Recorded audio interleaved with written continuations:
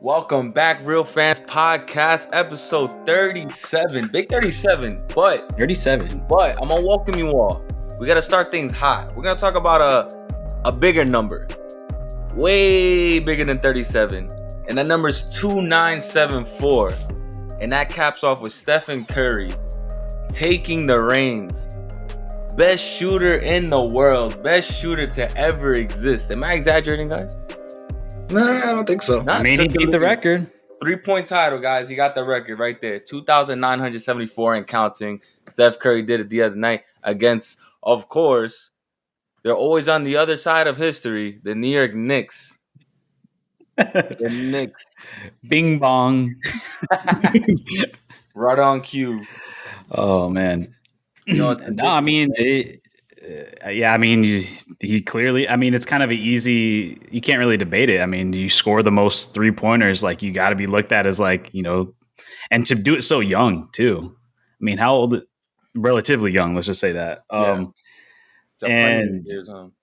Yeah, dude. I mean, and it's a testament to show how good of a player he is. And it was funny because I was listening to the Pat McAfee show earlier today, and they were talking about how he kind of changed the way now you're starting to see people shoot threes and stuff like that, and how we've came to more of a shooting type of league. But and it was Charles Barkley talking about this. They're interviewing Charles Barkley, and Charles Barkley said, the one thing though, the one problem is now he got all these bums out here thinking that they can shoot threes. And in reality, they shouldn't be shooting fucking threes. I only want Steph Curry and Klay Thompson shooting threes. I want no other fucking bums shooting threes, which is true. Though. You have these centers out here, 7-footers. Who the fuck do you think you are, bro? Everyone's trying to pull up from the logo. What are you doing, bro? First off, you got to be able to knock down your free throws. You out here pulling 30 feet deep. Then you can knock it down. I don't know what's going on with that. Yeah, he's definitely transcended the game, man. Would you ever think, because I remember watching him in college, Davidson. I do remember March Madness. And, he was a rising star from there. He came into the league. We knew he could shoot. He faced some injuries, but the greatest of all time. That's insane. With half the amount of games of Ray Allen, and granted, Ray Allen did it on a big stage. He did it in the finals against Kobe and the Lakers too when he broke Reggie Miller's record. So that's dope. That's history in itself. And then he was in a building with Reggie Miller, and I that was awesome. I don't know if you guys saw the game, but I witnessed it. I was watching the game. I was fortunate enough to see that. And when he knocked down that first three, it was over. Everybody was hyped. He knocked down the first one. He kind of forced the second one, but then he got I won't even say an open look because he still had a man in his face. He just knocked it down again. Yeah. So, and you could also say, I was going to say real quick, you could also say it was a different era, but I think what kind of throws that argument out the window is how quick he did it. It's okay, yeah, it was a different era, but he also did it really fucking quick. It wasn't they're gonna say, yeah, he took a lot more attempts. All right, that's fine. Yes, he definitely doubled up on the attempts, but look at the efficiency he's shooting at. Honestly, what is his percentage? Overall percentage? I don't know the exact number. We could look it up, but it's above. Was it higher than Ray Allen? I believe so. And Ray Allen's more of a catch and shoot kind of guy. Curry's off the dribble, off the screens. Catch and shoot, half court. Yeah, he steps up and shoot. Yeah, step back three. You know what I mean? He creates his own shot. Yeah, and he has good handling. I think he's a better overall player than Ray Allen. No offense to Ray Allen. Yes, he was definitely a sharpshooter, right? Catch and shoot kind of guy, kind of like a Klay Thompson, running around screens and everything. But Ray never really created his own shot. He was not running up the court, pulling a three on a fast break. He never brought the ball down the court. He never was played point. He was always just obviously number 2, number 3 as well. And he had other players to do it for him. Rondo, Paul Pierce. Who's also, I think Paul Pierce still top 10 in 3-point, shooting as well. Really? I would have never thought that. Yeah, he's there, man. I knew he shot threes. I would have never thought he was top 10. And Damian Lillard's right behind him, so I think Damian Lillard's going to break his record soon. I'm kind of shocked. Damn, where's Larry Bird at? I know he was always known for... I don't even think he's in the top 10 anymore. Really? No. Kyle Korver. We'll look it up right now. I know Korver's there. Korver has to be. I feel like that's all he did. He was kind of a white Ray Allen. Just all he would shoot. Vince Carter's up there. Vince Carter's up there just for the sake of how long that motherfucker's been playing. That guy played 20 plus years. That's the only reason why he's in that list. Nah, he's played for a while, man. I'm gonna look at Gabe, what were you saying though? I was gonna say, just to cover back, I'm looking up Basketball Reference. Steph Curry played about 790 games. His shooting percentage from three is 43%. Ray Allen played 1,300 games, and his shooting percentage is 40%. So he's 3% better than Ray Allen statistically. But I think one of the biggest things that made with more attempts. Yeah. But I mean, one of the biggest things that different is he come from range, right? Ray Allen, was an exceptional player. Obviously a Hall of Famer. He would run around, kind of like Steph. Different body size, I would say. But the thing with Steph Curry is he can just pull up from anywhere, bro. And you see all the trick shots that he does his pregame, whatever. Yeah. And he's in the stands shooting. And that makes it that's crazy. It's an amazing career. I think Steph Curry is definitely a Hall of Famer. He solidified himself as a champion, as a scorer, as one of the best shooters, pull up from anywhere. A teammate. Yeah. Like, Definitely think about it. You never hear people complain about him as a teammate. Like, people he just seems to be an overall just like good guy. Like, So that's definitely the difference. I would say between Ray Allen. The only thing is Ray Allen's been in a lot of more pressure situations, more closer playoffs where he's been more clutch. Obviously a consummate professional. Everybody knows a big shot down. He shot at Miami. Of course. Sure, I just want to mention that real quick. But Steph is a different player. I would say. Very exciting to watch. I'm glad for him. I'm happy for him. I definitely think he solidified himself as a Hall of Famer first ballot. So I mean, shout out to Steph Curry, man. Still making the game exciting. The fucking Warriors are actually good this year again. I don't know how. Nobody predicted it. They're competing. Yeah. So I mean, dude's playing lights out. Like, it's not like he was like towards the end and he's just like throwing up shots just to get there. I mean, like I said, he's like playing at such a high level, and just to get it at like still at his peak is kind of amazing. Like, it's incredible. But, bro, he has plenty of seasons left, and how old is he now? He had I think 1 or 2 seasons where he made 400 threes in a season. I think those were his MVP seasons, which is actually he's on pace right now to win another one for regular season. He's 33. So he's got maybe a couple more years in his absolute prime. Yeah, a few more years in his like absolute prime. Yeah, he could transition later to a catch and shoot kind of guy. He might have to slow down his game the way he plays. He's not gonna be running around. He wouldn't be playing point. Yeah, he could transition when he gets older. I mean, he's definitely so effective, which is crazy to think of. The question is he the greatest shooter of all time? No debate. I mean, I wasn't around for all time. I would say of my time, probably the greatest shooter of my time.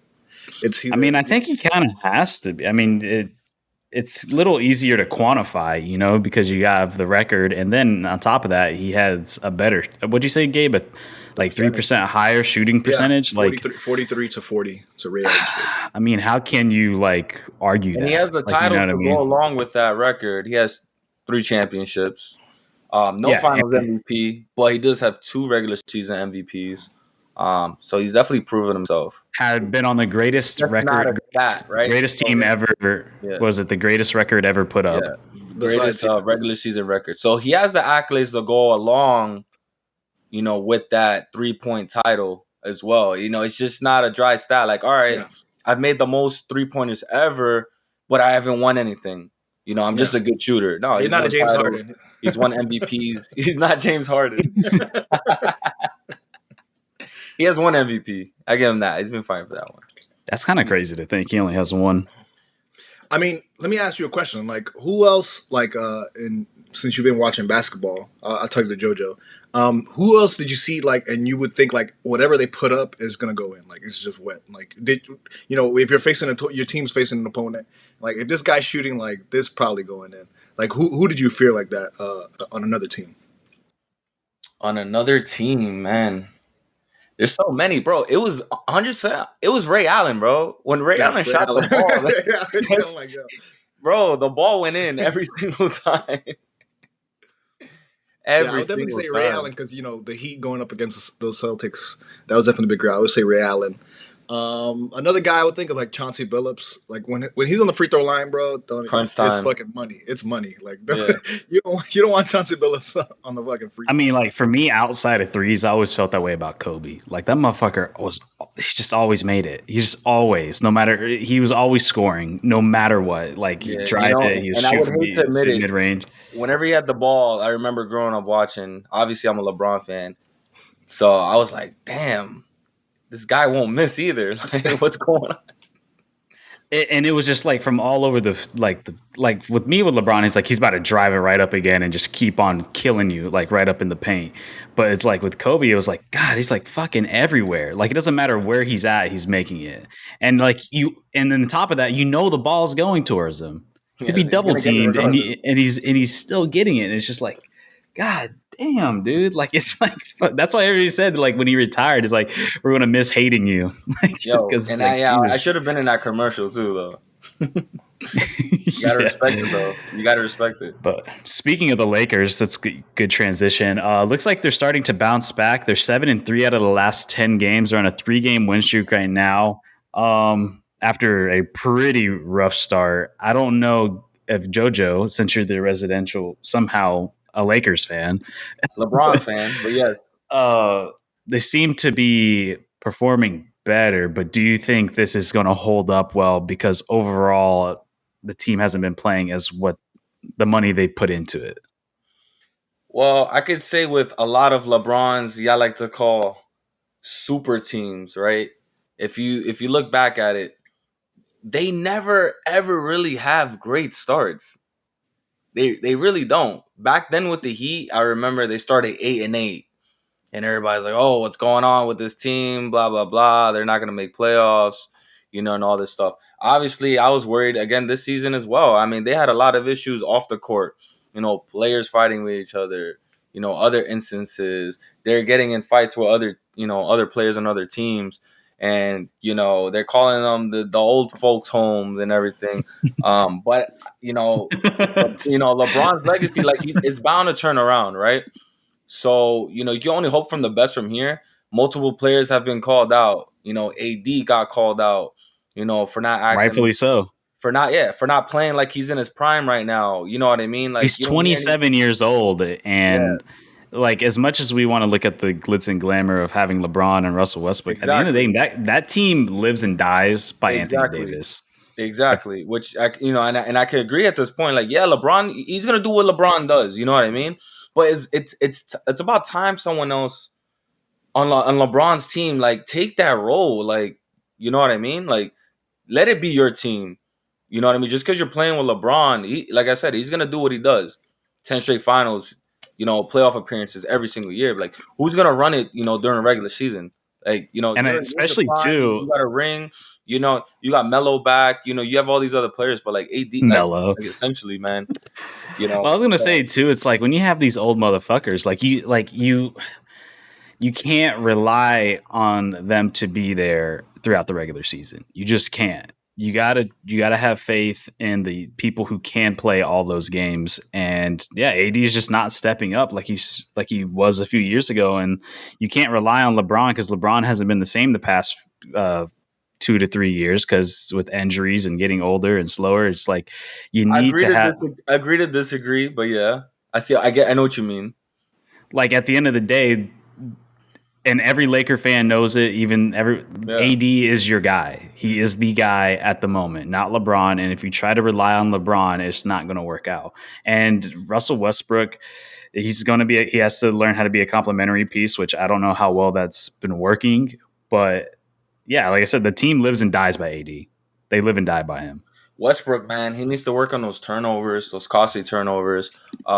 We know he's a stat machine, but sometimes doing too much will get the team nowhere, right? And I'm not saying he's a selfish player, but you can't play hero. You want to have the clutch shots, these turnaround air balls, these missed layups, these you're Well, giving up the ball and a steal at the end of the game. Like you're trying to make a cross court pass and it goes out of bounds with 30 seconds to go, like things like that. Like yeah. you know, I mean I think that's the deal with with Westbrook is like it's going to be a lot of volume and it's going to be inefficiency. So like that's kind of the deal. It's kind of like that's just kind of deal you get with him, especially being an older veteran player.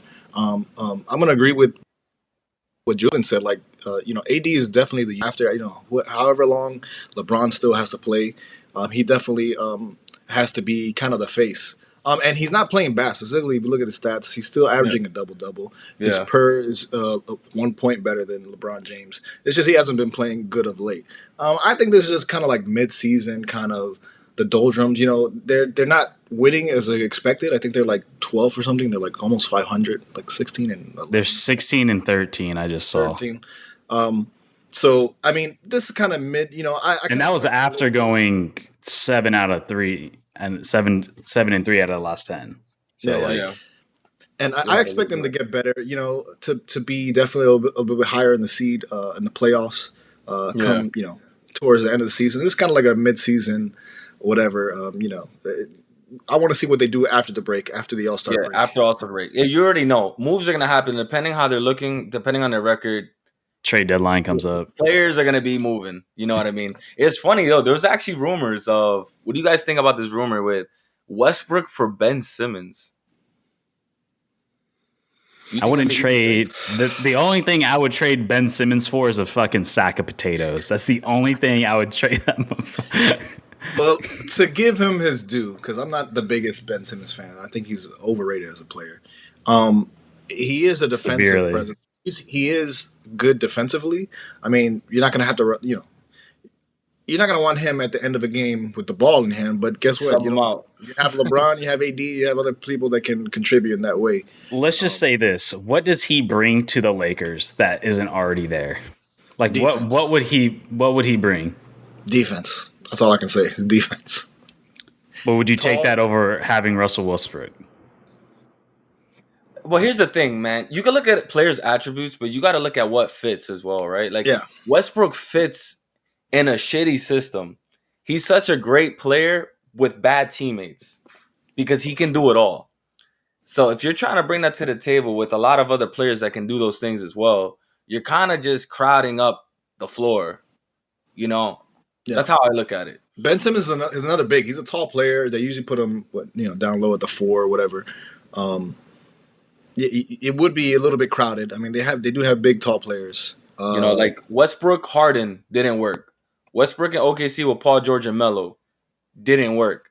Westbrook with the Lakers right now is not working. But when Westbrook was on the Wizards, contending for a little playoff spot, everyone looked at him like, "Wow, this guy's." Or when he was after KD left in OKC. Yeah, exactly. So he'll pick up the workload because he works so hard. But when he's with a good team, I don't know, man. I don't know what's going on. Like, his play style completely changes. It's just inefficient, in my opinion. I mean, we'll see. There's definitely going to be moves. Like, I feel like LeBron is going to work his magic hands. There's going to be deals done to get these players out of here. I've seen like memes on my thing is just like, I mean, are you going to want to bring in a guy like Ben Simmons who's just going to cause more drama? Just more like issues. I don't think it's going to be drama. I think he'll be happy to play. Like, I'm pretty sure he wants to play. Like, I don't have heard anything or any rumors or anything. I think he wants to play. Mentally, he needs out of Philly. I feel like he thinks the fans turned against him. And then, like, you're playing in front of that home court every night. Like, the best fans are Philly fans. New York fans, Philly fans, they're very. Then you're gonna go to Los Angeles, where everybody I don't think that's really the best play to kind of. He needs to go to a small market team. Well, they'll appreciate it. No, he'll disappear, man. He's not a personality. Like, I mean, I don't know how big. But he needs to disappear, dude. Like, I think he needs to. Like, who knows? Hide him in Toronto. But that's all the way in the north. Celtics. I don't know. I mean, Boston. Their fan base is pretty brutal too. That's true. Oh God, yeah. So, but who knows? JoJo. Speaking of, I don't know if you saw, but New York just took home a championship. I don't know if you. I did see. Congrats. NYCFC takes home the MLS Cup. I saw there's a big thing outside of City Hall, like this like celebration or whatever. It was crazy. Yeah. I was kind of surprised to see like New York fans step up so much for the team. I didn't think it was like the that big of a fan base over there. I know obviously you want to be there pretty because young franchise. I think 5-6 years, maybe 7, 5, less 6. than Yeah, that was the first time them going to the Cup, and they win away in a rainy Portland, which is I don't know if you know, Portland is like a diehard fan base. They've sold out every game since their inception. It's idea. like extremely hard to get tickets. The tickets for the game was like I think they said the average ticket price was $700. It was like it was crazy. But yeah, I saw the New York fans, like they all traveled over there, and there's like this big thing. I don't know if I sent it to the group chat, but like all the New York fans just had like these big ass Tims on it with the logo on. Shout out to the Tims. And they all had shirts that just said "Bing Bong" on the Bing Bong. Wow. Yo, so we got the ignorant Knick fan base over there. Now we transitioned to soccer. Now we got the ignorant soccer fan base. But yeah, I mean, like I know you guys will follow it, but I kind of predict them like they were definitely a contender, and that game was thrilling. Like that was one of the best games of the year. That game was it was an awesome championship game. Is it 1-game playoffs or is it series? 1-game playoffs. Oh wow. Oh yeah, you can't do series. It's too much. You get exhausted. I mean, they play once to 2 times a week. Like that's about it. Yeah. The most they do is like 3 out of 7 days, and that's like a lot. Like that's a tough week. But yeah, I mean, I just want to bring that up to you because I watched it. It was awesome. It was a great game. Yeah, another title for New York, bro. Another title for New York, and they play in Yankee Stadium too. So yeah, they're actually looking for it. Playing a stadium. They're actually looking for an actual like their home stadium, but with the New York market, it's a pain in the ass. I have no idea where they would even put that, bro. That's the problem. That's the problem. They might. Well, that's the thing. Or Long Island or something. With everything that's been happening, with the scheduling conflicts this past year with the Yankees and stuff, they had a hard time. So like some games they would have to play in Red Bull's stadium over in Jersey. I mean, that makes sense. Good backup. But it's just hard because you got to bounce back and forth between then your fan bases are like bouncing back and forth to the city and things. It just makes it difficult. And that's dope. Look, all the money they're bringing into the city now with a title, they're due for a place to play. Bring eyes on. The last championship was in 2011, New York Giants. Congrats to you. Before that, Yankees 2009. I was there for that. Still waiting for another one. Yeah.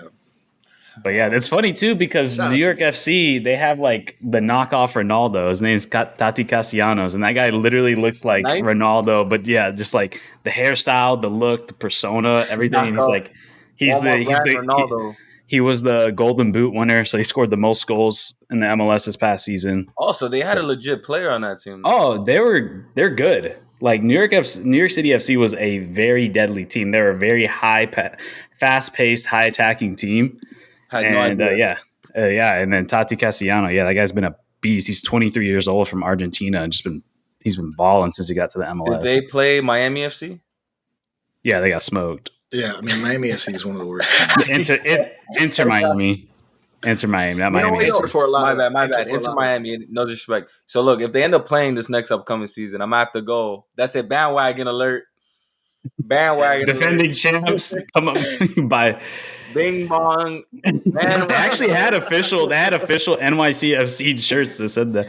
No, but they're for sure play because it's the Eastern Conference. I was actually telling Gabe Miami's going to Austin for the second game of the season. You check it out. That's an easy win for Austin. Easy win for Austin. Is this guy's for Austin now. For guys who don't know, Austin was literally they had the worst record last year. Born and raised in Miami, lived in Austin about 3 days now, and he's going for Austin. He can root for it. It's going to be a hard time because they were literally the worst team last year. They had the worst record last year. Worst record? Oh, they were expansion team, so it was their first year in the league last year. So it's like, what can you do? But from what I saw online, from what I saw in watching the games in Austin, dude, those guys go fucking hard. Like it's like the whole stadium's green because their colors are green and black, and it goes. I mean, it's packed. And you got Matthew McConaughey's like the part owner over there. Yeah. He came out. It's I hilarious. know the first game he came out, he had like a drum set. He had like the big drums. He's like, bah, bah. Yeah. It was fucking wild. It's pretty cool to see them have a sports team for the professional sports team for the first time. I've kind of been down there. There's like some breweries on there, but I haven't been in the state. That's the only thing is like just getting down to the game, which I'll probably get to. I've been Urban Meyer is playing. I'll probably get down there. I think it's on a Sunday or something. It's a Sunday. Shit, if I got some money saved up and I might meet you out there, catch a game. That'd be kind of cool. But let's transition to American football. So big news in Duval County. Trevor Lawrence broke his leg. What happened? No, the kicker did. The kicker broke his leg? Oh, no, the kicker got kicked by the man we're about to speak of. Oh, Urban Meyer gone out of Duval County. Urban Meyer he got fired in the middle of the night last night. I woke up and I'm like, bro, it was like Christmas. Midnight. It was like Christmas morning. Don't say that. I woke up. It was Christmas morning. So happy to see that he was gone. We're gonna have to replay this back a couple episodes. Yeah, when he was praying to the football gods for this coach. He's hyping up Jacksonville. Hold up. Wait a second. We can go rewind to January or February, whenever it was. We can rewind. And I said that I was skeptical. I said, I don't know. We'll have to see. Then I'm not gonna lie. About through the off season, think about it. I mean, he's had a questionable shit I was questionable about his draft. I was questionable about the free agents. I was like, you know what? We'll see. He kind of bought me in a little bit. I'm like, all right, like he brought his boy. I don't want to the thing is too, is like I don't want to be the guy who's just like trashing the whole time. Because at the end of the day, like I did want him to be good. Like I don't want him to suck ass. So I kind of bought into it a little bit, but then I was always skeptical of it. What I did think was hilarious was how so many people were so hype about it. But I'm like, why are we so hype about it? This guy's done nothing. But man, especially as the season has gone on, it got horrible. It got so bad. I mean, not even the off the field issues, but watching every game. I watched every play of every game this year so far, and just seeing the coaching decision. Seeing the coaching decisions and the roster moves and everything that was done is just the guy's a fucking bum, dude. He's such a he's such an I was like, what the fuck are you doing, bro? There was some he genuinely didn't know what was going on. You see these press conferences and people will ask him questions like, why aren't you playing James Robinson? Or what is your offensive scheme? Or what is this? And he'll just answer straight up. He'll just be like, I don't know. He'd be like, I don't. He's like, I don't know. I was like, how do you not know? How do you not know what the fuck you want out of your team? How do you not it blew my mind that how oblivious this guy was to what was going on. And then all the dumb decisions that he made and how and all the dumb shit that he's doing off the field, causing drama. And then after hearing what happened to Josh Lambo, our former kicker, that was the straw that broke the camel's back. And Shad Khan had to step in there and be like, all right, this guy's got to go. He's got to go. It's at the point where it's how are you going to get anybody to come over here and play? How are you going? We're going to have the most cap space coming into the free agency. You're going to have the most cap space out of any team in the NFL. And how are you going to get? And it doesn't matter how much money you. Nobody wants to go over there because you don't want to deal with him. Why would you want to go deal with that? This college atmosphere. This guy who doesn't know what he's doing. He doesn't know who's on his team. He doesn't know what scheme he wants to run. He's just completely oblivious to everything. And it's and some people were like, oh, give him to the end of the year. Oh, it's just his first year. I'm like, no, this guy clearly, the team has gotten worse. Yo, it's good. I'm glad, honestly, they just ripped off the Band-Aid right now instead of waiting to the end of the season. And it's a great thing I didn't think about. And they're talking about it. It's back in the day, if you hired a coach, you're kind of stuck having to be with the coach because you have him contracted for a lot of guaranteed money and everything. But nowadays with the new media deals and how much the owners are making, it's a lot easier for owners to just be like, you know what? Fuck it. We'll eat the cost. We just got to get this fucker out of here. We just got to get him out, which is you know what? It's whatever. And like I said, Urban Meyer was the ultimate salesman. Everybody thought he was going to be great. He went in there. He made a shit ton of money, coached 13 games and left. He was the ultimate con man. 2-11 right now. 2-11. He got paid millions to win 2 games. He got paid millions to win 2 games and get up and leave. And like the timeline, bro, the timeline of everything, like when you hear everything from the beginning of the year, it's like I've never heard the word Jackson will come out of the national media so much. Like between his complaints about free agency, him drafting Travis Etienne in the first round, giving Tim Tebow a shot, getting fined for breaking OTA rules, practice rules for Oklahoma. They did the Oklahoma drill, whatever the fuck. Yeah. Him coming out about what was it? Something about how he was going to something about if a player's not vaccinated, he's going to take that into like hey, whatever, something like consideration. That. Yeah.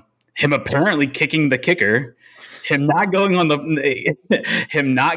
plane back home and finger banging 2 blonde thotties like at the bar.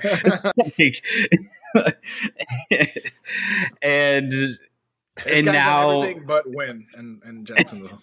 And now and then on top of that, and then you also have all the actual in-game problems of like you now starting James Robinson, like you've made dumb decisions free agency. We're not playing any of our draft picks that we started besides Trevor Lawrence. It's like fuck, dude. We got worse. We were 1-15 last year, and I'm pretty sure that team could whoop this team's ass. Like we have a quarterback that is 10 times better than Gardner Minshew. And somehow the offense is worse. They've been averaging under 10 points for like 5. I don't think they I think they're averaging under 10 points for the past like 5 or 6 games. And then throughout the whole season, it's like they've been averaging, I think like they have the lowest points per game. Like I think it's like 14 point something, which is incredibly low. The only bright side to everything that's happening, and it seems like the only good hire that he actually made, was that our defensive coordinator is actually really good, and the defense has actually been playing really well and holding every team they've gone against for the past like 5 to 6 games under 20 points, which at a certain point, it's like, all right, fuck, you need the offense to do something. I mean, if you're holding a team to 20 or under 20 points, you should be in the game, not getting. It should be competitive. You should be competitive, not going scoreless against a Derrick Henry-less Tennessee Titans. And your only touchdown comes from garbage time. It's fucking wild, dude. Like what a fucking year. But I think that's the biggest knock, I guess, of college coaches is like, okay, you guys win, obviously we saw that with Nick Saban coming to the Dolphins. But what can you do in the pros? Like, are you the men's Jimmy league? Johnson? Yeah, Jimmy Johnson could make the transition. Obviously, he had success at UM, and he got hired in Dallas and played a little bit. He had a successful team in Miami. I think they had a winning team. No, I don't. I think he was there for like a year and a half, and then he quit. Yeah, I think he didn't even get fired. He quit. Short. Yeah, it was short. Because it was like in the mid-90s after Don Shula they put in Jimmy Johnson. But anyways, but with these college coaches, it's like you can do it in college when the best players are begging to come to your school, whether it be UF or it be Ohio State. But like the pros, like you're dealing with professional guys. I mean, you're dealing with like. It's more of a chess match. It's picking the right players, right schemes. It's a chess match. Everything's a strategic move. You can't just grab the best guys.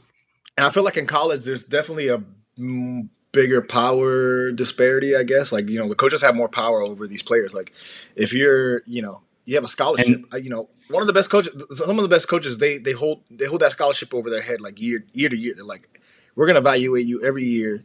And if you're not playing up to par or whatever, then you're not getting a scholarship next year. Like, you play this year, we'll play it out. And then, so there's definitely a bigger power disparity in college, I guess, from the coaches to the players. But in NFL, you're dealing with pros. Like, these guys can be like, okay, well, I'll just get my agent to go talk to some other team or, ask for a trade or something.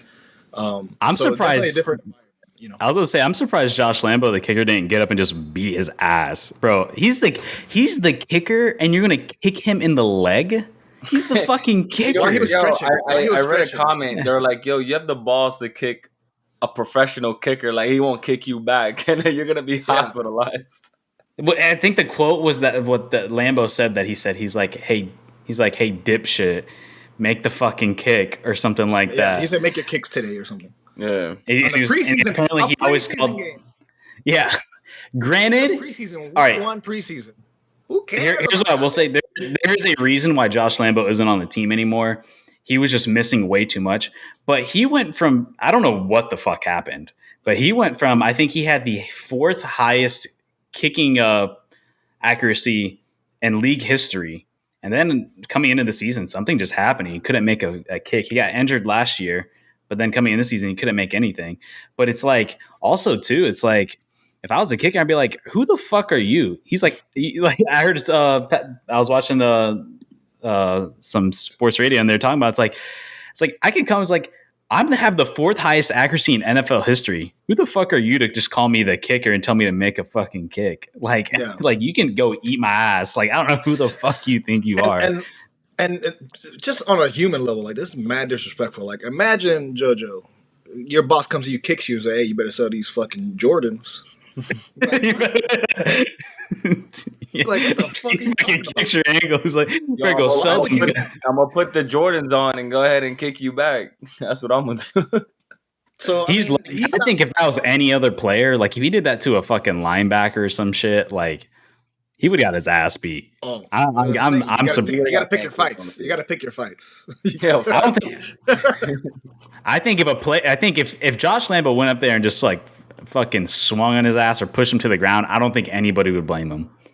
And I think it would have exposed everything a lot earlier. It would have exposed shit a lot earlier. earlier. Mad crazy. This was the tipping point. You know, they probably interview players like, "Yo, what do you think about this coach?" And then they started exposing little stories. And like, "Oh yeah." Well, that's what I think too. Like Shad Khan is. I think he was going to ride out, but then after this came up, he just like, you got to cut ties. But they were definitely going to do exit interviews and like see like what's going on, because I don't think there was any way he was making it to a second season. He was we forgot too. He was calling coaches losers and like telling them to defend their resumes. I was like, he's like, in my mind, I've been like, who the fuck are you? You won in college. Who gives a fuck what this is? Once you get into the NFL, who gives a fuck what you did? Nobody gives a shit what you did in college. Yeah. Player, coaches, scout, nobody cares. It's like you're 2-11 for all I care as a coach. I don't give a shit that you won a championship. Our offensive coordinator won a Super Bowl in Seattle. Like who the fuck are you? Like, wow, bro. It's wild. So I mean that's crazy, man. So I mean, most I guess that's a tough transition. College coaches to pros. I will say this. Yeah. I think it sucks that he's going to leave a bad rap for a lot of college coaches wanting to come to the NFL. Because the one thing I was saying, like, leading up to the season and everything, is like, people's like, oh, college coaches never succeed. And I'm like, okay, what are the percentages on that? And, like, how many of these bum-ass offensive and defensive coordinators that get promoted to coaches really end up panning out? Yeah, for real. It's I never liked the argument of like college coaches never succeed. Well, it's like, all right, not that many college coaches make the jump, and some of them do pretty well. But what is the percentage of that compared to like the percentage of all these like offensive coordinators that get 2 to 3 years and then they're kicked out and another guy comes in? It's like nobody ever wants to talk about that. It's like very few coaches ever make it past 5 years. Well, and I guess, for him, it would be, I guess the expectations would be higher because, he won in college. He has a history of winning. He is a successful college coach, I would say. Yeah. I mean, he has a lot of problems off the field, I guess. That's why he left UF, and we knew this guy was flaky, dude. We knew this guy was flaky as fuck. And I kind of expected it. Like, I was like, oh, you were hyping up Jacksonville, Julian. And I was like, oh, maybe they'll have a better year. Maybe they'll be like 500 or something. They'll get more wins. Definitely the fucking 1 in fucking 50. I think nobody expected them to be 2-11. Like nobody. I was thinking 6 wins. Like personally, I was thinking like 6. But there's no way. Like I thought if anything, the defense would be our detriment. It turns out the defense is actually one of the very few bright spots on the team. No. And I'm glad too. I think he's the 4th coach in history to not make it a year. Wow. In the NFL, to be hired and fired before 1 year, within 1 year, like that's crazy to see. Like that just shows how bad it was. And I'm glad it got to the point where Trevor Lawrence was addressing the drama and he's saying like we have to like get rid of this. It's like that's the last thing your rookie quarterback should be worrying about. He should worry about just getting better. The fact You that know he who has to doesn't address have that drama. problem right now? Mac Jones is not dealing with that issue right now Exactly. because of his organization that he's in, bro. The guy got asked to throw 3 passes the other week. He went 2 for 3 against Buffalo. Yep. Like that's a perfect example of like, don't put your quarterback in the shit. And that's a team that has terrible receivers. They just know how to run the ball and scheme them open. And that was the problem here, is like they just couldn't do that. You're making him throw like fucking 50 times a game as a rookie. Meanwhile, you have a top running back in the league that you won't play for whatever reason, just for the simple fact that you don't like him. And you play bum ass Carlos Hyde just because they were butt buddies in Ohio State. Like, it's fucking crazy, dude.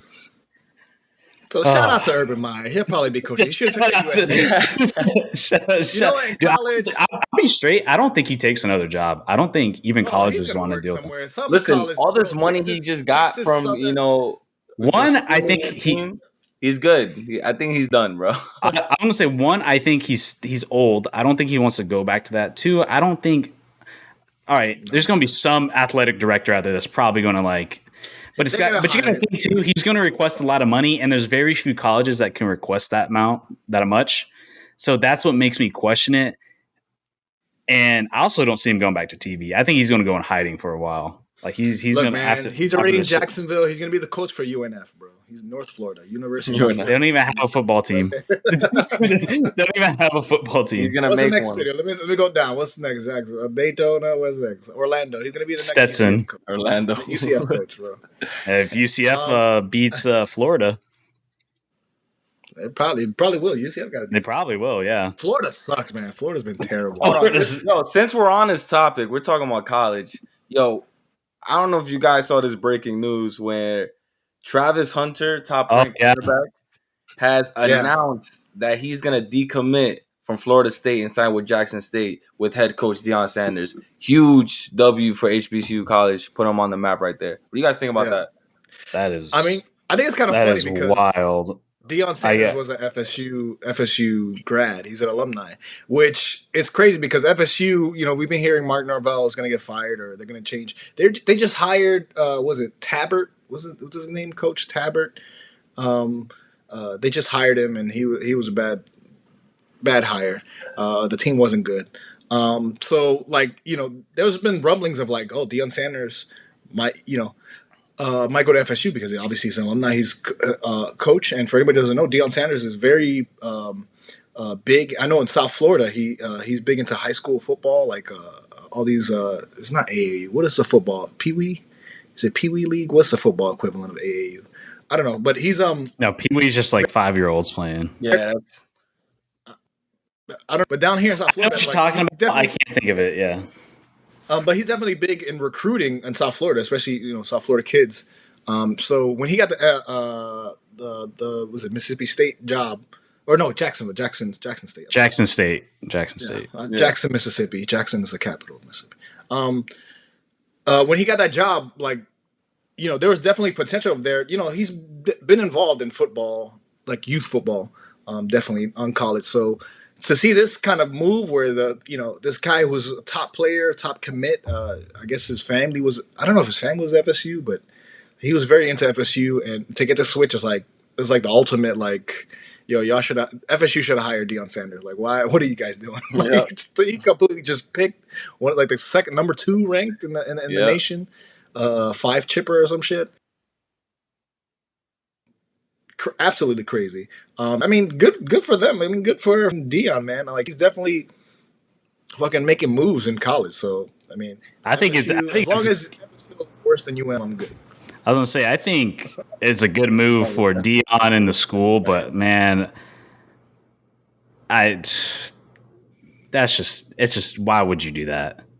Like, why would you jeopardize that opportunity to go to a school that has no chance of showing any sort of limelight on you? Did you hear about I mean, here's the thing though, you know, that's what this is about. Why this is a big deal, because, you know, it's time for these top athletes to start looking at other schools, you know, and especially HBCUs, you know what I mean, with history, you know, with culture and everything, how they grow up.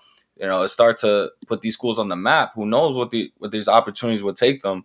And again, but FSU, they had a losing season anyways. They sucked the last few years, so I don't know why. I'm not saying you should have went to FSU. At the end of the day, you're a top 2 recruit in the nation.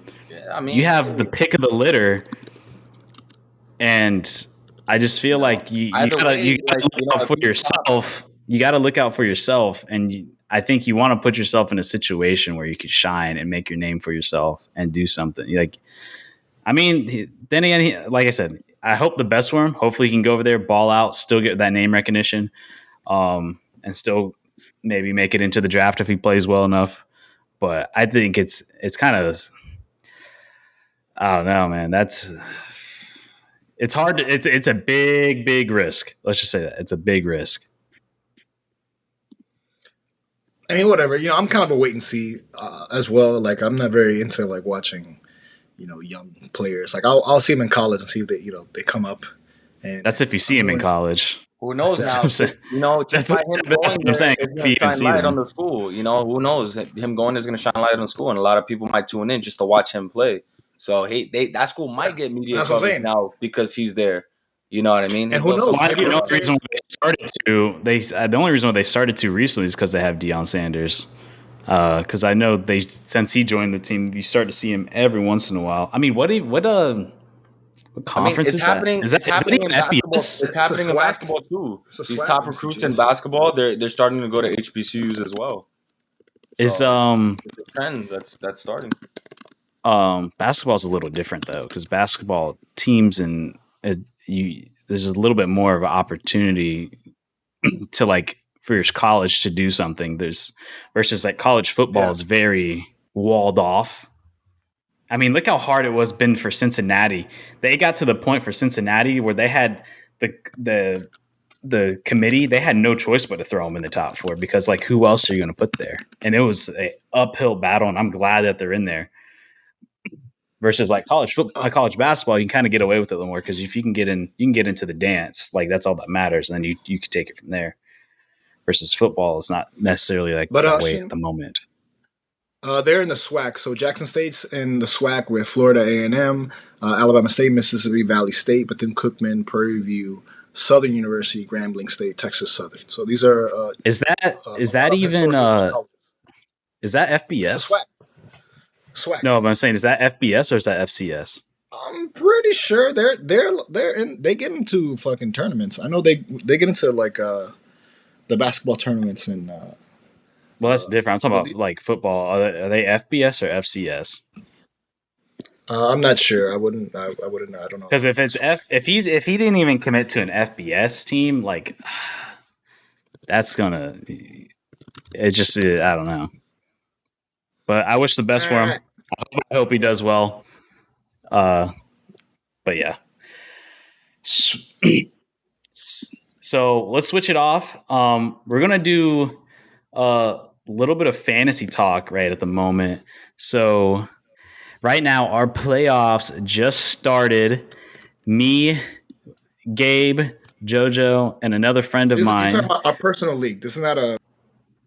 It's our league. Yeah, our personal fantasy league.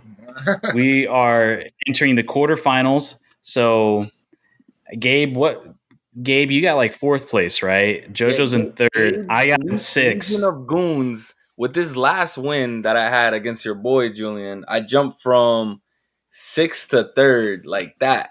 3rd seed out here, jumped over Gabe. So yeah, because you and Gabe, and then my one friend, like you guys have been battling out because you guys have similar records. We're all 8 and 6. It's and just point differential. That's why I'm on. But look at my short. I have the 3rd highest points, and at one point I had the most, and I got into 6th place because I kept on losing to bullshit games where like. Dad, you changed your name. Yeah, Jason. That guy's a clown, bro. No, but I got the 3rd most points as it stands now. But I was in the top. I either had the most or the 2nd most throughout almost the entire season. But I kept on. But I had like a 4 or 5 game losing streak because I would lose to under 5 points. I lost to under 5 points like 6 weeks in a row. Like it was ridiculous. Like I couldn't believe that I was like, then I just gone on a tear. I'm on a 4 game win streak, but I'm going in up against JoJo's dad versus Hookah Thought. and games going in. So the winner of this, I'm sixth, Jojo's third, Gabe's is fourth, and my buddy's fifth. And then we're gonna go on. But yeah, Oh, I man. thought I'm on fire, bro. You better be careful, JoJo. I'm killing it. My team is healthy. You did We're beat me good. 2 weeks ago. We faced off 2 weeks ago. Smoked you with Leonard Fournette. Leonard Fournette had, 5 touchdowns, got 45 points. I mean, I'm looking at the matchup here, Gabe. I don't know if you want to go on the app and look at the matchups. I feel like I'm in a pretty good spot to win this. Again, you can't do any trades. Trade deadline's already passed. We can't really add any more players except for whoever's on the waivers. But I just picked up. I'm not worried about you, to be honest, Julian. Yeah. I'm not. The only thing I'm worried about is right now, Aaron Jones and Leonard Fournette are questionable. Yeah, I got Eckler and Gordon the third and DK Metcalf all questionable on my team. Yeah, and that makes me worried because I am not deep at running back at all, and I need at least one of those guys to be there because the only guy I trust to put in behind there is Cordell Patterson, Cordell Patterson has been the best pickup for me all season. That dude plays flex, so you can put him at wide receiver, you can put him at running back, and you can put him at your flex position. So he's like such a versatile player because I'm pretty sure he's the only player that you can actually have him for all those spots for whatever reason. I don't know if that's like on purpose, intentional, or whatever, but I mean, he generally plays in the backfield, and also at wide receiver. So you can. I've kind of been underwhelmed with Metcalf's performance this season because obviously last season we all know he went off, and then he was facing quarterback issues. Obviously Russell Wilson was out, so he wasn't getting the ball, where he could down the field. But I feel like he's due for a big game. He's due for a big game, and I feel like it's going to be this next game in our playoff game. He's due for a big game here. And Eckler's just beast, bro. This guy's been 3 touchdowns, 4 touchdowns a game. He's been holding it down. So, yeah, I've definitely had to deal with lots of injuries. I picked up both somehow the draft that I wasn't a part of. Somehow I picked both Brown and Julio Jones, and they've both been fucking had hamstring injuries all season. So, and plus, can we talk about the COVID that's going on because the Browns, that was news that came out this week. Browns, 10 players had to be put on the COVID reserve list. So Baker Mayfield is questionable if he doesn't get. I think the coach too, Stefanski, I think is. Bro, the Chicago Bulls had 9 players on COVID. Yeah. So definitely, coming late into the season, especially with 17 games, injuries are going to play a factor, but also still COVID going on. That's just kind of crazy. It's kind of nuts that it's going to end, with teams that are in the hunt or close there, maybe close to 500, maybe 1 or 2 games away from making a playoff. It's kind of crazy to see, they're like, yeah, we got to sit you because you ain't got this negative test. Yeah. Speaking of playoffs, I do want to make a quick transition. So we want to talk about what our picks are, who we think is going to take the NFC and who do we think is in the AFC. I say we could start off with the NFC since we had a big shakeup this past week. I have the playoff picture right here so we all could take a look at it. Boom. So the NFC right now, the Cardinals have just lost to the Los Angeles Rams. So that ended up shaking up a lot of things. Cardinals got knocked out of first place. Green Bay gets bumped up. Yep. 10-3. So right now, as it sits, for people who are audio listeners, Packers are in first place, Tampa's in second, Cardinals are in third, Cowboys in fourth, Rams fifth, Niners sixth, Washington seventh. Do you guys think this is pretty much going to stand, or do you see somebody in the hunt on the bubble side working their way up? In the bubble, we have Vikings, Eagles, Falcons, Saints, Panthers, Seahawks, and they have Giants and Bears, but there's no way they're making it. But the only people I really have that – the only teams I would say that are really in there, they all have the same record, is Washington, Vikings, Eagles, Falcons, Saints. I would definitely say the Vikings have a chance of bumping up. It's interesting that Washington Eagles, because they're in the same conference, same division, I'm sorry.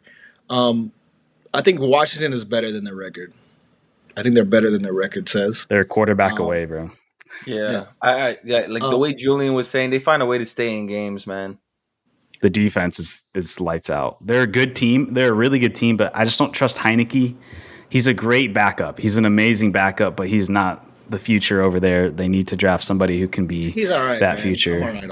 I'm all right. He's a great backup. He's a great backup, but I don't think he's going to make any splash. And if they Washington's a good team. Like Joe just said, like they find a way to stay in. I think this relatively stays the same. I think at least for the people that are in, I think it's going to bounce around between 1 to 5. But I think Niners are going to keep that locked in at 6. And my pick is probably going to be the Vikings get in over Washington. I think Vikings are just better overall team. They have a better offense. The only thing is they have a lot of questionable coaching decisions that stop them from winning games. I think, man, if you go look at the Vikings games, the schedule this season, they've had such a every week is such a close game, and it comes down to the final drive, whether it be overtime or in regulation. They've lost so many close games, and either it be from just being unfortunate or just bad coaching decisions. And they're facing the Bears next week. And I think if I had to trust any team, I trust them the most. I think they're the best overall team on the bubble that can do something. Yeah, just to recap just a little bit. The Washington football team, they play the Eagles. They're at the Eagles, at Dallas, and then they play the Eagles again. One game for them. Final game is the Giants. So there's winnable games. That Dallas game is going to be tough. There's winnable games. Definitely a close game with the Eagles. So they're Washington is definitely playing within their division. So we'll see how that works out for them. I see them dropping a couple games. They should beat the Giants, but you have to play the Eagles twice and the Cowboys twice. That's going to be tough. Yeah. So you guys got this. You got this guy staying as it is. Only 7 moving. I can see that. And you think who do you think is going to be the king in the NFC at the end of it? Who's going to be number 1? Who's going to get that bye? Green Bay, boy. Green Bay. Wow. Green Bay's first currently. Green Bay. All right. Listen, man, Aaron Rodgers, like I said, and look, I'm quoting it again. I said this in the beginning of the season. He's gonna play like an MVP to prove everybody wrong. With whatever this was going on with him and the owners and everything in the offseason. And look at them now, sitting pretty 10-3. I'm gonna go Tampa, man. Tampa is they're the champs. They're hot. I'm gonna go Tampa, man. I'm gonna stay with Tampa. Tampa's gonna get that bye. I think it stays as it is. I think it stays exactly how it is, except for that 7 seed moves. I think Packers are 1, but I think Cowboys are locked in at 4. Rams. That was the second meeting between the Rams and the Cardinals, I believe. So, I don't think they face each other again. I think it pretty much stays how it is, except I would swap 7 with the Vikings. And that's the NFC Playoff Picture. Now let's switch it over to the AFC. Right now, we currently have Patriots at 1, Titans 2, Chiefs 3, Ravens 4, Chargers 5. Pull it up again. Yep. You pull it up. Colts 6, Bills 7. And then on the bubble, we have Browns, Bengals, Broncos, Steelers, Raiders, Dolphins. And the AFC, I will say, is a lot more competitive and a lot closer than the NFC. It is, to me, I find the AFC wide open. Open. Honestly, bro, there's a lot of teams I wouldn't expect in the hunt. They're in the hunt right now, including Gabe's Dolphins. I can't believe I'm saying this. Yeah, they went from Dolphins with 1-7, bro, to winning 5 straight. Record right now going forward. Who do you guys have next? Jets, Giants, like what? They have the Jets next. Schedule, I think they're gonna split, man. Don't hype me up, man. Yeah, we're not getting the last episode. With the surprising thing of the East, the AFC East is the Patriots are actually pretty good. Mac Jones is decent. The Bills are not playing well. So those 2 teams are still hovering over the Dolphins, and there's no way that the Dolphins come in. Unless there's some the Bills just catastrophically lose the rest of their games, which they haven't been playing well for 6 weeks, which is crazy because they played fucking fantastic the first 6 weeks. Mind you, the Patriots are 9-4, and that's crazy. That's just crazy. That's insane. And the Broncos are 7-6, which are in 10th place. So from 1 to 10, there's only a 2-game difference. And check this. Broncos have Cincinnati also 7-6 this week, and I'm not sure where the Chargers play. They're 8-5. We're one game behind. Depending Chargers on play who they Chiefs play, next week. we could switch right there. Chiefs are gonna gain if they win an extra win over the conference, the and then we could swap it out with the Chargers, man. It's really tight because I don't think Patriots stay at 1. I think they got a tough game against the Colts. I will say one team that has a uphill battle, and I don't know if you guys saw, is the Bengals. The Bengals, if they find a way to get in there, they have a tough schedule. I believe they have the toughest schedule for the rest of the season. So, man, I think the division winners are pretty much locked in. It's going to be a fight for the wild card. And that's going to go between Chargers, Colts, and Bills. I think Chargers stay in there. The Chargers are a good team. They're really good. I trust Justin Herbert. Their record doesn't reflect how good they are. I know they've lost a couple of games. They lost some tight games, and they're 8-5. So they're a really good team. It turned out to be that coach, Brian Stanley, that they picked up, he was a great pickup for them because their previous coach lost so many games for them last year. The Colts, I do not trust the Colts. I don't trust Carson Wentz. The best thing they got going for them is Jonathan Taylor. Yeah. Jonathan Taylor's been playing lights out.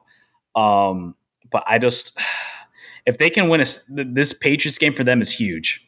It is a very big game for them. The Bills, man, what a fall from grace. They need to bounce back big time. They're going against the Panthers, so that should be a bounce back game for them. But then again, they've been losing games that they should win. So, but if I had to, I think the Bills somehow stay in. I think the Chargers stay in. I think the Colts get knocked out. And I want to hear your opinion. And what do you think about the Broncos? I think they have a chance. I don't trust Bridgewater to put up points. No. What is their schedule looking like? What is the Broncos' schedule looking like? Well, they play the Bengals next week, so they're in contention with. That's a playoff game. Yeah, that's a playoff game. Yeah, that's a must-win. That's a must-win for both teams. Every game. And I think they're at Denver. I think, right? Let me check.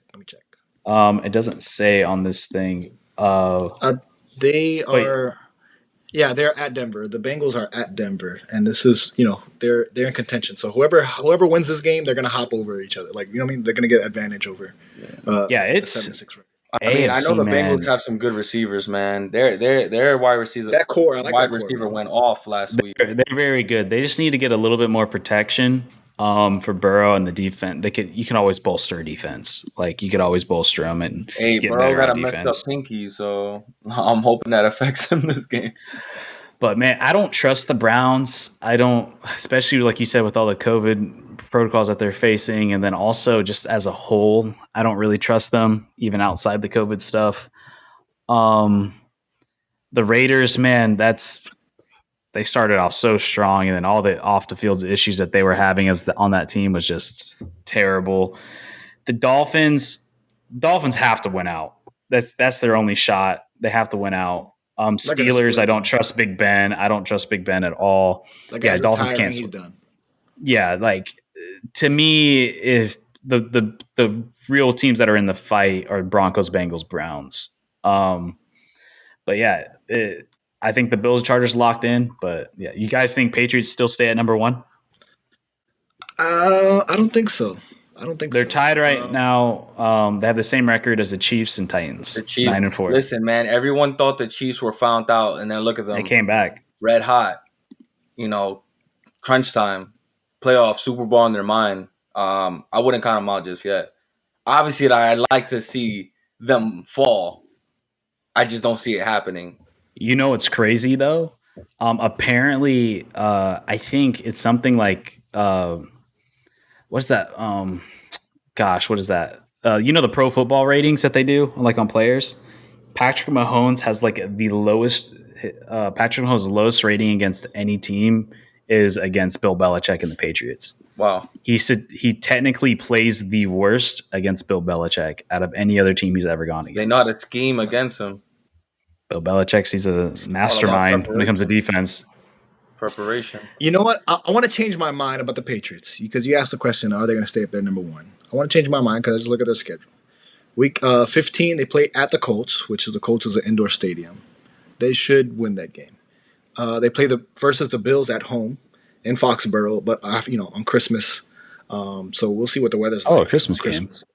On Christmas in Boston, in Massachusetts. I'm sorry.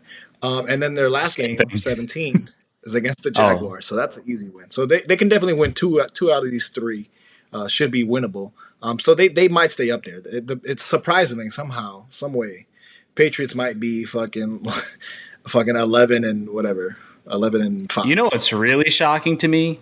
And, shout out to them and the coaching staff. They're just a tough team as the Titans. I don't know how the fuck there's 9-4. I don't know how they are 9-4. But, man, they are a tough team. They're well coached. And as somebody who goes against them 2 times a year and sees them play 2 times, they're just a well coached team. And they're good, man. They're even without Derrick Henry, they just find a way. They're the team, just like we were saying. They just find a way to win. That's the ultimate find a way to win team. It's incredible. But we're going to end it off here with our rapid fire picks, and then we're going to call it a show. You guys ready? Let's get it. Yeah, let's go. Let's go. Let's get it. All right, Gabe, you got the record down? I'm trying to pull it up right now. I gotta find it. In my drive. Gabe has yet to pull our record. Every week we ask him, how do we do last week? He's like, I don't know. I was like, You have one job. What do you think we pay you for? I wrote it down. I just have to. What do we pay you for? Get off. Don't worry about it. We'll do next week, Gabe. I want to know how all 3 of us did. I want just for that week. I don't care about the overall. Just for that week, I want to see how our records did by week by week. All right. Number 1, Kansas City at Los Angeles Chargers. Kansas City is -3. Damn. You know what? Chiefs already got to lead a game on them. I'm gonna have to. Line is leaning towards the Chiefs. I want to see the Chargers downfall so we can move up a spot. I need to see the Chargers lose. Look, man, Kansas City's in LA. I think there's an LA flu. I think Kansas City goes down. I got the Chargers. The Chargers should win by 6 points. Chargers should win by 6 so you're taking the money line too. Actually, I'm with you. I'll take Chargers +3. I'll take them to win the game. How you switch up like that? Who, me or Gabe? Yeah. What'd I switch up on? You went for Chiefs in the beginning. I never said anything about Chiefs. They're gonna get the bye week. Chiefs winning. Yeah, okay. No, I got Chargers +3, even though the line is leaning towards Kansas City at -115. All right, next game, Las Vegas. By the way, this is a Saturday. Oh, that's tonight. The Kansas City game's tonight. I'm going to be watching that. All right, Las Vegas at Cleveland. This is a Saturday game. Vegas is -1 on the road against the Cleveland Browns. The line is slightly leaning towards the Cleveland Browns with the +1. Man, I don't know what to think of this. I'll probably take the Raiders -1 due to all the people that are probably going to be out. Yeah, I'll go. I don't know, but you're also missing a lot of players. I'll take Vegas. Oh yeah, take that quick, man. Sign me up for Vegas. Sign me up. Come back to Florida. Who you got on your money? Joe, who you got? Las Vegas at Cleveland -1. Las Vegas -1. Vegas. All right. I think we're all on the same page. All right. The following game after that, also on Saturday, is New England at Indianapolis. New England is +2 as the dog at Indy. The line is dead even at -110. Unless Taylor has 6 touchdowns, they're not beating New England unless they play terribly. So I'm going to have to go. I will say I'm a little surprised Indianapolis is the favorites. I know they're at home, so it makes sense. I just don't trust Carson Wentz, man. Give me New England. All right, we're +2.5. I think we're all on the same page. New England wins that game. They should win the last two of their 3. All right, NFC East rivalry. Washington football team at Philadelphia Eagles. Got a big spread for the Eagles, -9.5. Why is that so big? Did something happen? Wow. I don't know. Who's out this game? Anybody out? Something has to be out. What the fuck just happened? Why is that such a big spread? You know what? Who's out? Yeah. Who got injured? Who has COVID? I'm I'm gonna take the football team just for the points. I think. Yeah, who got COVID? Like, why the fuck is that such a big spread? I think Philly wins, but not by 10 points. And you got, I think Gardner Minshew still playing. I don't think Hurts is back. Give me Washington plus 9.5. I'll take that. Yeah, I'll never trust Philly with a big spread like that. All right. Bro, when was the last time they won a game that big, anyways? They won last week against the Jets with Gardner Minshew. I mean, okay, I give you that. Not last week. It was the week before last. The Jets. No, who did they just beat? Oh no, did they have a bye week? I think they had a bye week actually. I don't even know, bro. All right, Carolina at Buffalo. Carolina is plus 10.5 as the dog. Buffalo is minus 10.5. Odd is dead even at 110. Line is it's 50-50 right now. I am not liking the way Buffalo looks offensively to give them that big of a spread. They're at Buffalo, so it might be snowing again. Give me Carolina. I don't trust big spreads. Like you said, it's snowing in Buffalo. It's going to be cold as shit. I don't know what the weather is, but it didn't look good against the Patriots. It's 1 p.m., so it's during the day, so it might be a little warmer. Give me Carolina plus 10.5. I don't trust Buffalo at the current state that they're in to get that big of a spread. Yeah, I like it at 10 points, but 10.5 is like, okay, now they got to score like 12. Let's go 13, 14. Game going to go off. I don't know. Buffalo should win this game. Should they win by 2 touchdowns? Damn, I'm gonna take Carolina under. Buffalo wins, but Carolina covers. Yeah, you're taking the cover. Yeah, Buffalo wins. Carolina's gonna cover though. It's not gonna. Yeah, I'm with. Yeah, I think we're all in. All right, we got the New York Jets at Miami Dolphins. Oh my. Miami is minus 9. Bet on this game, bro. Like, who knows? Miami is minus 9.5. The odds are dead even at minus 110. So the line's 50-50 right now. If your Dolphins lose this game to the Jets, and you're in the hunt for the playoffs, they win. I don't know if they cover 9.5. That's what worries me. Against the Jets. No, I know what. I'll take Miami at home. I'll take the 9.5. I think Miami wins by 10. Jets are god awful. Zach Wilson looks terrible. Give me Miami. Scare money don't make no money. You take the 10? I'll take it. All right. I'll take it. Don't fail me now, Gabe. We got the Dallas Cowboys at the JoJo's New York Giants. Dallas is minus 10.5. New York Giants plus 10.5. Odds are minus 110. It's dead even. Dallas is good. So the line is dead even right now. It's 50-50 what the money's going on. Yo, I'm going to call an upset. I'm going to call the Giants winning this game because this is their Super Bowl. Wow. This is the game that matters to them the most throughout the season. Wow. Calling it. I'll take the Cowboys to win, but I don't think they cover. So give me the Giants plus 10.5. Man, 10.5. And that's hard. I'll be honest with you, that's really hard for me to do that because I think the Cowboys can put up points.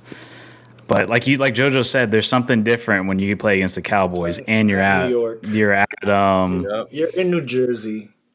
You're in Jersey. Fuck it, give me the Cowboys, man. I'm splitting from y'all. Give me the Cowboys. They'll win by. Ooh, Cowboys winning by 11 or more. Wow. 14 points. 2 touchdowns. 14 points. All right. 2 touchdowns. This game's a little closer than actually kind of makes sense. All right. Tennessee at Pittsburgh. Tennessee is minus 1 as the favorites against Pittsburgh plus 1. I'll go with that. Put me on for that. For what? Tennessee minus 1? Minus 1. Tennessee minus 1. Give me Tennessee minus 1 as well. I'll take Tennessee minus 1. The odds are actually better that way. More people are leaning towards Pittsburgh, slightly more with minus 112. But I'll take Tennessee. They're just a tough team, man. And Ben Roethlisberger's he's a dead man walking. I've seen enough of Pittsburgh. He's a dead man walking. Steelers, bro. We got the game of the week. We got the game of the week. He's Houston a Texans waterlogged at corpse. Ben Roethlisberger, you're a waterlogged corpse. Okay, get the fuck out of here. Right, that's the game of the week. Give me the game of the week, Julian. Game of the week: Houston Texans at Jacksonville Jaguars. Absolutely. Jags a -5, Houston +5. I will say the line did move since this morning because yesterday it was -2.5 and it moved to 5 because Urban got fired. Wow. That made going to be better? You think Jacksonville's going to be better? No, there actually is. Well, no, think about it. There's a history of anytime a coach gets fired, the team usually always kind of rallies and gets a win after. I think the analytics show that it's like that happens the majority of the time. And give me the Jags -5. I think Urban getting fired, that kind of sparks something. That always does something to a team. It's always dangerous going against a team that it's a coach who just got fired. You know, the Jags lost 21-37 to the Houston Texans. On week 1.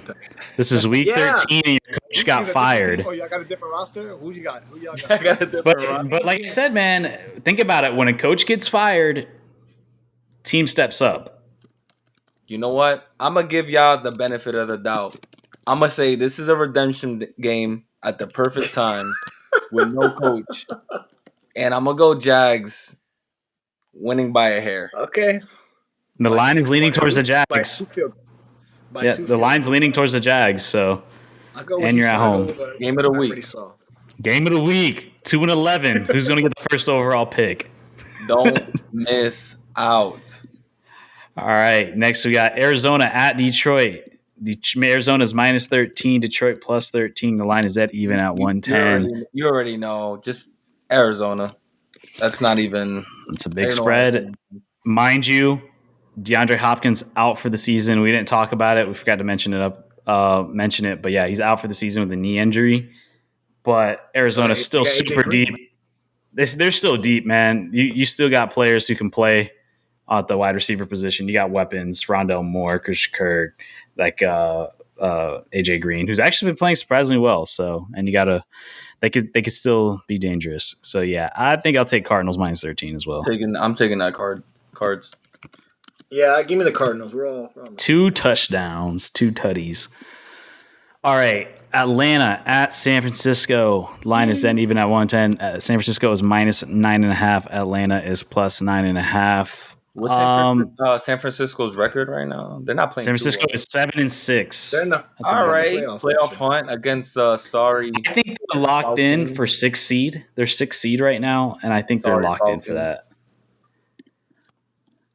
The Falcons, they're wishy-washy. I would take San Fran minus, what's that, 9.5?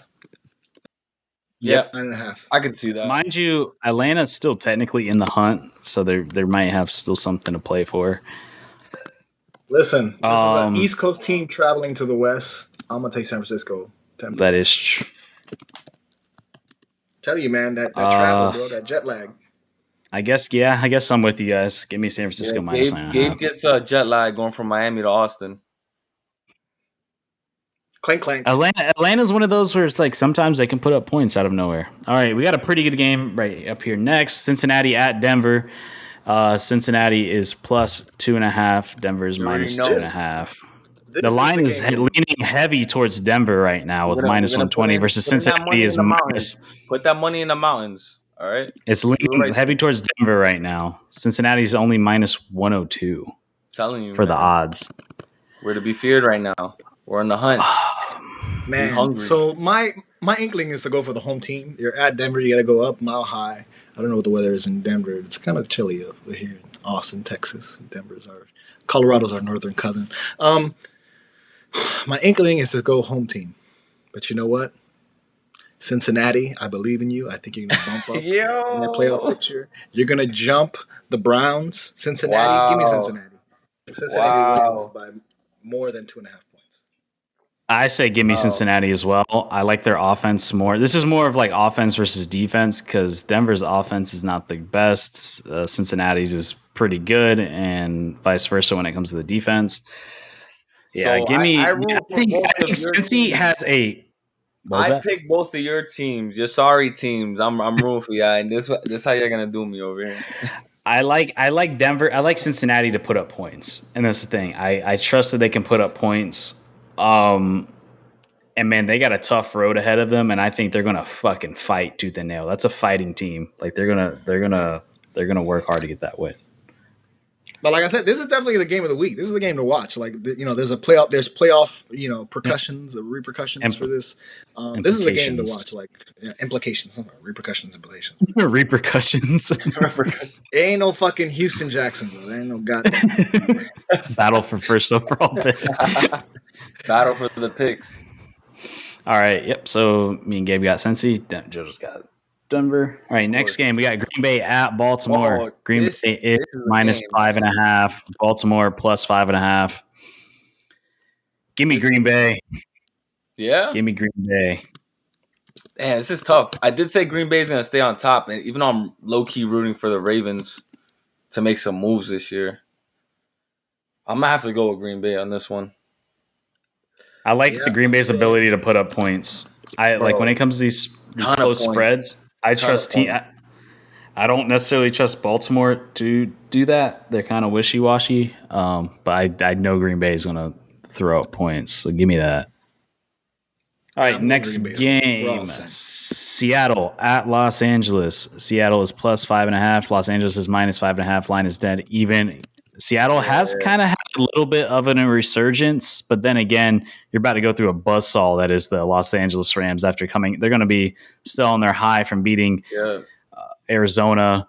Rams. Give me the Rams. Seattle, man, it's a lost season. I don't think. And you're at home. They don't have anything to fight for. Russell Wilson coming back from another injury. They have a losing record. Rams fighting for that top spot. Rams have a lot to play for. Yeah. They got Von Miller, Odell, like I just mentioned, and it's in LA. Yeah, I'm going with LA on that one.